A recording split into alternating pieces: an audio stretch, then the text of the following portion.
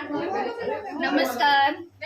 आज आमच्याकडे गणपतीच्या दुसऱ्या दिवशीचं हे खास जेवण आहे आणि हे गोवेकरांचं जेवण आहे. तर मी तुम्हाला ह्यातला प्रत्येक पदार्थ एक्सप्लेन करणार आहे. इट इज व्हेरी म्हणजे इट्स व्हेरी गुड, म्हणजे सांगण्यासारखे पदार्थ आहेत. ही नारळाच्या दूध आणि गुळ, साबुदाणा आणि चण्याची डाळ यांनी बनवलेली ही जी खीर आहे याला मणगणं असं म्हणतात. ह्याला वटाण्याचा तोणाचे असे म्हणतात. हा रस आहे आणि ह्याच्यात भाजलेलं खोबरं वगैरे घालून अतिशय उत्कृष्ट बनतो. ही आपली नेहमीची कोबीची भाजी आहे. पुऱ्या असल्यामुळे बटाट्याची भाजी ही आलीच.